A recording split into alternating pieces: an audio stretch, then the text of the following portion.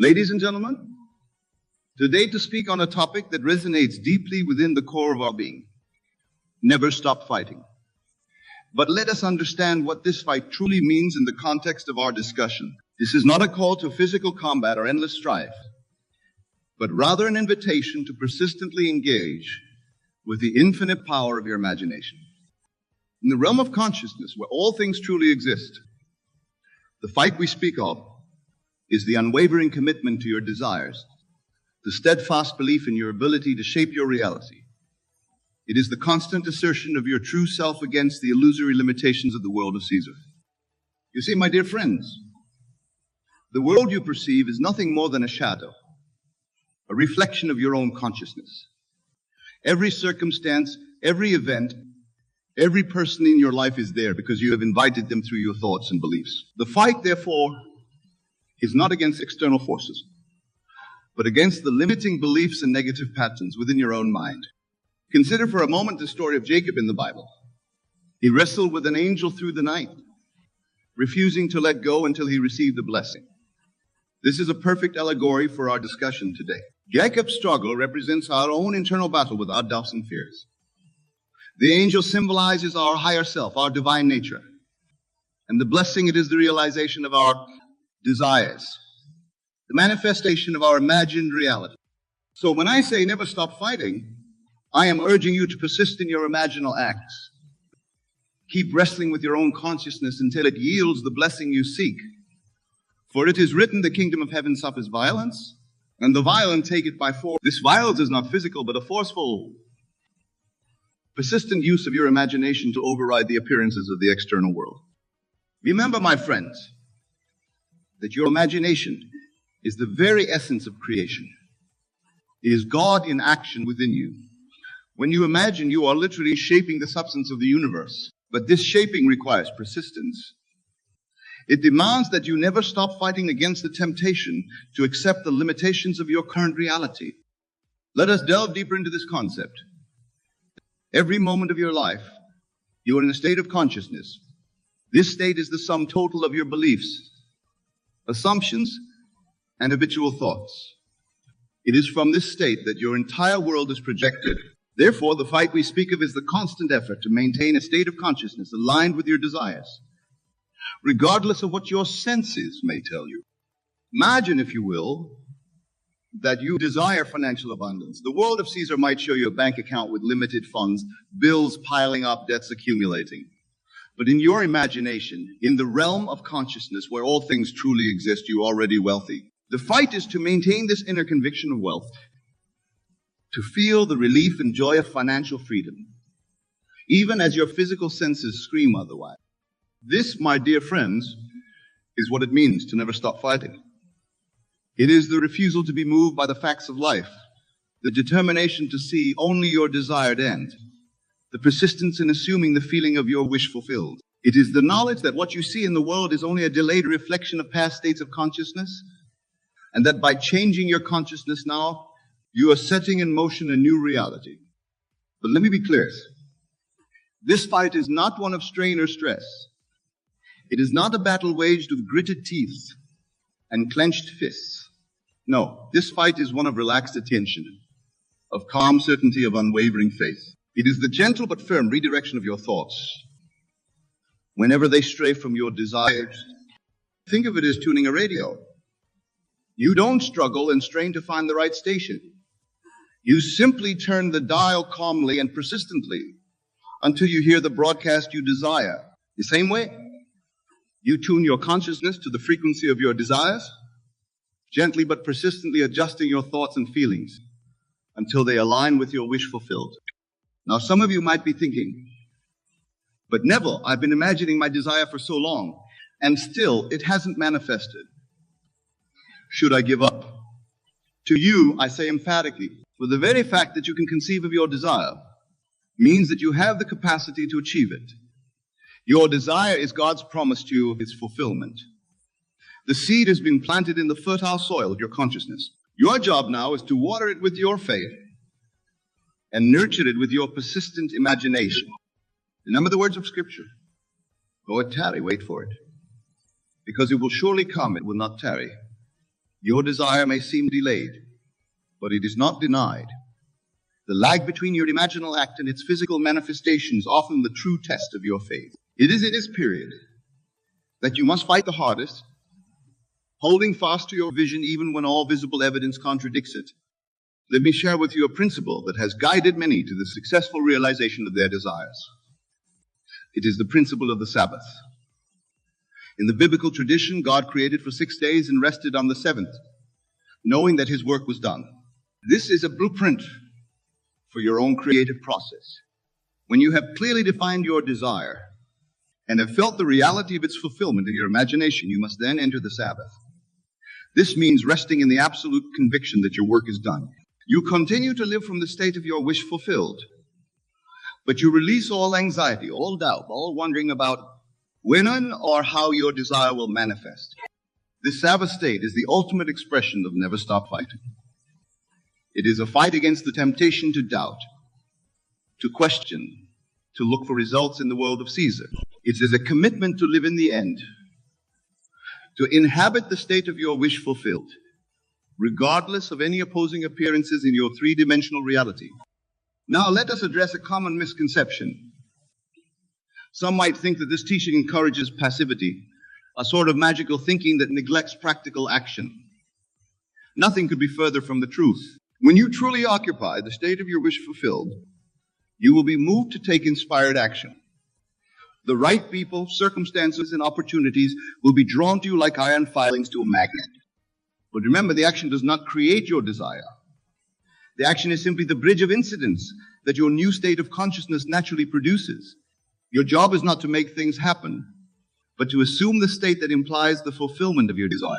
The fight, therefore, is to maintain this state, regardless of what your senses report. Consider the story of the Israelites in the walls of Jericho. They were instructed to march around the city for 7 days with 7 priests bearing 7 trumpets. On the 7th day, they were to march 7 times, and at the sound of the trumpet, all the people were to shout. This elaborate ritual did not physically bring down the walls. It was a symbolic representation of their faith, their unshakable belief that the city was already theirs. In the same way, any action you take in the world should be a symbol of your faith, an outward expression of your inner conviction. The real work, the true fight, happens in your consciousness. As you persist in the assumption that you are the person you want to be, that you have what you desire, your outer world must reshape itself to match your inner conviction. Let me give you a practical example of how this principle works. Suppose you desire a promotion at work. The common approach would be to work harder, to strategize. But from the perspective of the law of consciousness, these actions, while not harmful, are not the true cause of your promotion. Instead, you would assume the state of consciousness of someone who already has the promotion. You would feel the satisfaction of the increased responsibility, the pride in your new position, the gratitude for your higher salary. You would walk talk and carry yourself as if the promotion were already yours. This is the fight, to maintain this state even when your current job title and paycheck say otherwise. As you persist in this state, you may find yourself inspired to take certain actions. Perhaps you'll have a new idea that impresses your superiors. Maybe you'll find yourself in the right place at the right time to showcase your skills. But remember, these actions are not the cause of your promotion. They are the effects of your new state of consciousness. This principle applies to every area of your life. Whether you desire improved health, a loving relationship, a successful career, or spiritual enlightenment, the process is the same. You must fight to maintain the state of consciousness that implies the fulfillment of your desire, regardless of any contradictory evidence in your physical world. Now, some of you might be wondering, but Neville, what if I falter? What if I find myself slipping back into old patterns of thought and feeling? My friends, this is precisely why we say never stop fighting. The fight is not a one-time event, but a continued process of redirecting your thoughts and feelings. When you catch yourself entertaining doubts or fears, gently but firmly bring your attention back to the feeling of your wish fulfilled. This is the practice, the discipline, the sacred fight. It is the constant choosing of your desired state over the facts presented by your senses. Remember, my dear friends, that you are not a helpless victim of circumstances. You are the operant power in your universe. Your consciousness is the one and only cause of the phenomena of your life. Therefore, the fight we speak of is the most important battle you will ever wage. It is the battle for control of your own mind, for the deliberate shaping of your own reality. Let us now explore another aspect of this fight, the battle against the opinions and influences of others. The world is full of well-meaning people who will tell you what is and isn't possible, what you can and cannot achieve. But remember, their words only have power if you give them power. Your limitations are not your limitations. In the Bible, we find the story of David and Goliath. Everyone told David that he couldn't possibly defeat the giant. But David didn't accept their reality. In his mind, in his consciousness, he had already won the battle. This is the attitude we must adopt. No matter what others say, no matter how impossible your desire seems in the eyes of the world, you must hold fast to your vision. This fight against external influences also extends to your own past experiences. Just because something has always been a certain way doesn't mean it must continue to be that way. Your past does not determine your future unless you allow it to do so in your consciousness. Each moment is a new opportunity to choose a different state, to assume a new identity, to live from the end you desire. Let's address a question that often arises. What about the desires of others? What if my desire conflicts with someone else's? My friends, remember that there is no competition in the realm of consciousness. Your assumption that your desire is fulfilled does not take anything away from anyone else. In fact, as you elevate your own consciousness, you uplift the entire world. Moreover, you are not responsible for the desires or assumptions of others. Your job is to tend to your own garden, to cultivate your own state of consciousness. As you do this, you will find that the world rearranges itself harmoniously to accommodate your new state. Trust in the perfect workings of the law. And never stop fighting to maintain your desired state, regardless of what others may think or do. Let us now consider the role of detachment in this fight. It may seem paradoxical, but true persistence in your desired state requires a form of detachment. You must be committed to your desire, yet detached from the process of its manifestation. This detachment is not indifference, but rather a deep trust in the perfect workings of the law. Think of a farmer who plants a seed. He doesn't dig it up every day to see if it's growing. He trusts in the natural process, providing water and care, but allowing the seed to germinate in its own time. In the same way, you plant the seed of your desire in your consciousness. You water it with your faith and attention, but you trust in the unseen forces to bring it to fruition. This detachment is a crucial part of the fight. It is the fight against impatience, against the need for instant gratification. It is the calm certainty that your desire is yours the moment you assume it to be so, even if it has not yet appeared in your three-dimensional reality. Now let us delve into the concept of revision, a powerful tool in our never-ending fight. Revision is the art of rewriting the script of your past in your imagination. You see, my dear friends, even the past is not set in stone. It only seems fixed because you continue to view it and react to it in the same way. But what if you could go back in your imagination and change a past event? What if you could rewrite a painful memory into a joyful one? This is not mere fantasy or escapism. When you revise the past in your imagination, you are literally changing the trajectory of your life. You are altering the chain of cause and effect that leads to your present circumstances. This is a powerful form of the fight we're discussing. It is the refusal to be bound by past events, the determination to rewrite your history in a way that supports your desires. As you practice revision, you'll find that your present circumstances begin to change, reflecting your new version of the past. Remember, time is a construct of human consciousness. In the realm of imagination, all times, past, present, and future, exist simultaneously. Therefore, by changing your conception of the past, you inevitably alter your present and future. Let us now turn our attention to the power of words in this never-ending fight.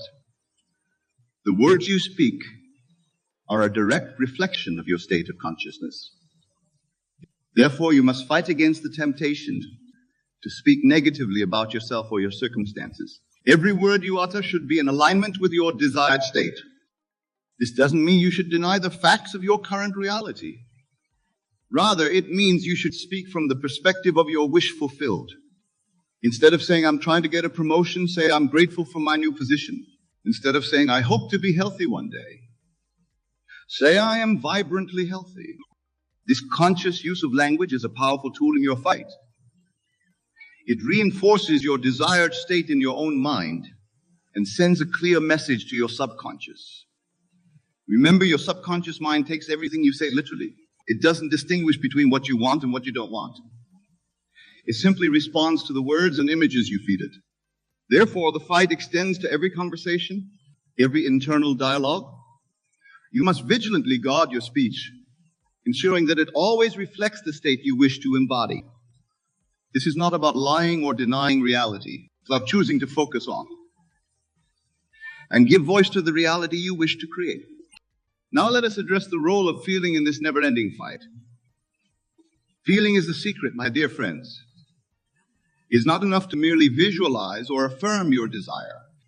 You must feel it as real. You must generate and maintain the feeling of your wish fulfilled.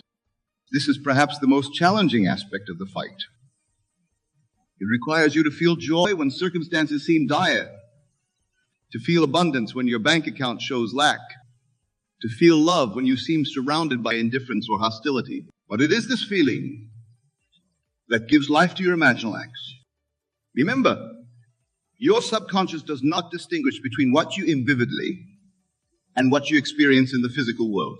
Therefore, as you generate and maintain the feeling of your wish fulfilled, your subconscious accepts it as fact and begins to work tirelessly to bring it into physical manifestation.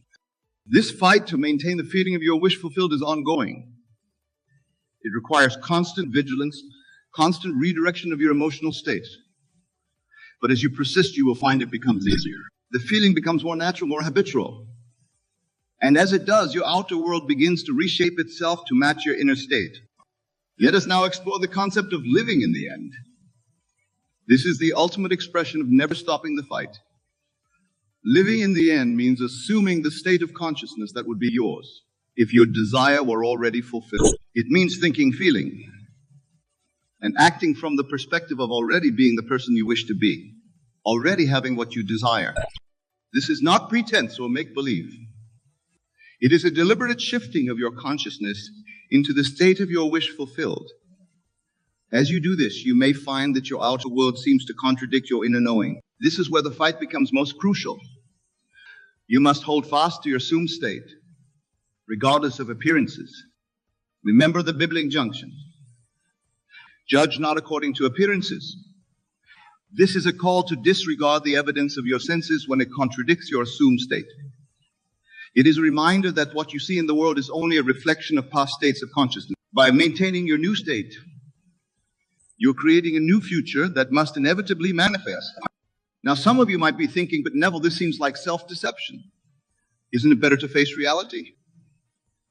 My dear friends, what you call reality is simply the outpicturing of your accepted beliefs and assumptions by deliberately assuming a new state. You are not deceiving yourself. You are exercising your God-given power to choose the beliefs and assumptions from which you live. This brings us to an important point. The fight we're discussing is not against the world or other people.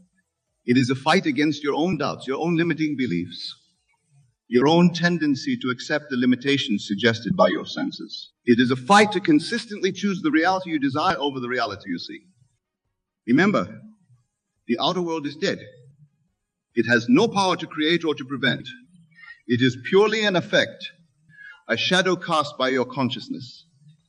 Therefore, never fight against outer conditions. Instead, fight to maintain the state of consciousness from which your desired conditions naturally flow. Let us now consider the role of gratitude in this never-ending fight. Gratitude is a powerful state that aligns you with the fulfillment of your desires. When you are grateful, you are in a state of acceptance and receptivity. You are acknowledging that you have already received what you desire. Therefore, make gratitude a key weapon in your fight.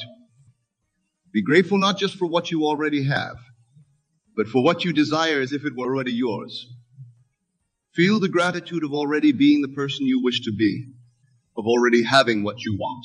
This attitude of gratitude is a powerful force that accelerates the manifestation of your desires. It keeps you focused on the abundance and blessings in your life rather than on lack or limitation. The fight, then, includes the constant cultivation of gratitude, even when circumstances seem to warrant complaint or despair. In conclusion, my dear friends, never stop fighting means never stop assuming the state of your wish fulfilled. It means persistently choosing to live from the end, regardless of what your senses or the world tells you. This fight is not one of strain or struggle, but of relaxed persistence. It is the calm, unwavering assumption of your desired state, the consistent choice to see yourself in your world as you wish them to be rather than as they appear to be. Remember, you're not a helpless victim of circumstances, but the author of your own story.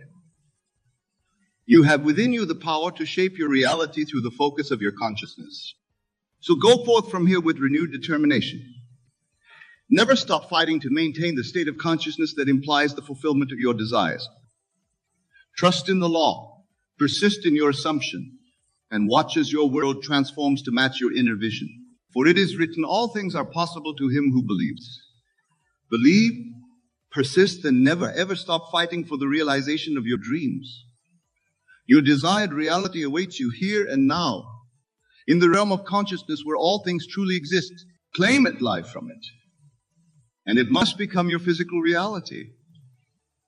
That, my friends, is the promise and the power of your own wonderful human imagination.